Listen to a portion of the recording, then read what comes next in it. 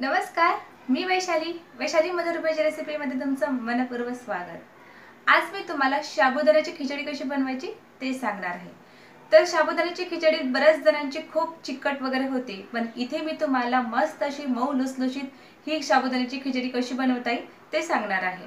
तर चला मग मस्त अशा रेसिपीला सुरुवात करूया। तर सुरुवात करण्याआधी तुम्ही चॅनलवरती नवीन असाल तर प्लीज सबस्क्राइब करा, सोबतच बेल आयकॉन वरती क्लिक करा, जेव्हाही मी रेसिपी अपलोड करेन त्याचं नोटिफिकेशन तुम्हाला मिळत राहील। तर इथे मी हे अर्धी वाटी साबुदाणा घेतलेला आहे आणि याला 2 ते 3 तास चांगलं भिजवत ठेवलं होतं। तर या ठिकाणी बघू शकता मस्त आपला हा साबुदाणा भिजलेला आहे आणि मस्त असा मोकळा झालेला आहे। तर या ठिकाणी बघू शकता आपला हा साबुदाणा छान भिजलेला आहे। हे बघा अगदी सहज असा मॅश होतोय आहे। तर असाच साबुदाणा आपल्याला भिजवायचा आहे। आता यामध्ये मी अर्धी वाटी शेंगदाण्याचा कूट घेतलेला आहे। तर शेंगदाणे आपल्याला असं अबडधोबड वाटून घ्यायचे आहेत, खूप असे बारीक करायचं नाही। आता हे शेंगदाण्याचा कूट यामध्ये टाकून घेऊयात आणि याला व्यवस्थित आता हाताने मिक्स करून घ्यायचं आहे। आता हे व्यवस्थित मिक्स करून झालेलं आहे। आता आपण याला फोडणी द्यायची आहे। तर इथे मी ही कढई गरम करायला ठेवलेली आहे। कढई चांगली गरम झाली आहे।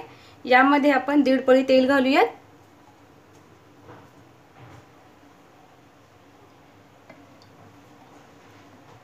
तर यामध्ये मी हे 1.5 पळी तेल घातलेलं आहे। आता यामध्ये मी 3 ते 4 हिरवी मिरची ती मी अशी बारीक कट करून घेतलेली आहे ती यामध्ये घालूयात। हिरवी मिरचीचे प्रमाण तुम्हाला कमी जास्त घालायचं असेल तर घालायचं आहे, जसं तुम्हाला तिखट हवे त्या पद्धतीने यामध्ये हिरवी मिरची घालायची आहे। आता यामध्ये चवीनुसार मीठ घालूयात। लगेच आपण यामध्ये साबुदाणा आणि शेंगदाणे मिक्स करून घेतलेले होते ते यामध्ये टाकून घ्यायचं आहे। जर तुम्हाला याच्यामध्ये आवडत असेल तर तुम्ही यामध्ये बटाटा देखील घालू शकता किंवा जिरे घालायचे असेल तर घालायचे आहे, जे तुम्हाला आवडत असेल ते घालायचे। एकदम साधी सोपी तुम्हाला ही खिचडी करून दाखवत आहे। तर ही चवीला खूप छान अशी लागते आणि आता हे व्यवस्थित मिक्स करून घ्यायचं आहे आपल्याला।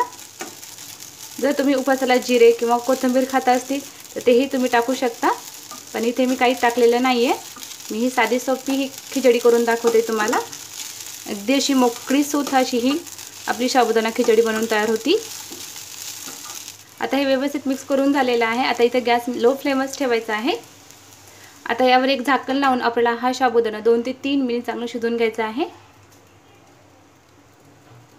2 ते 3 मिनिटांनंतर पाहू शकता, वाव, खूप छान आपली इथे खिचडी बनवून तयार आहे। तर अगदी मोकळी अशी तयार झालेली आहे। आता इथे गॅस बंद करून घेऊयात। तर तयार आहे आपली ही गरमागरम साबुदाण्याची खिचडी। तर या ठिकाणी बघू शकता अगदी अशी मोकळी तयार झालेली आहे। आता तुम्हाला एका सर्व्हिसिंग बाउलमध्ये काढून दाखवते। तर इथे एक मी सर्व्हिसिंग बाउल घेतलेला आहे, यामध्ये आपण ही खिचडी टाकून घेऊया। तर बघा अगदी मोकळी छान अशी तयार झालेली आहे। अगदी पटकन आपली ही साबुदाणा खिचडी इथे बनवून तयार होती। तर इथे आपली ही साबुदाणा खिचडी बनवून तयार आहे।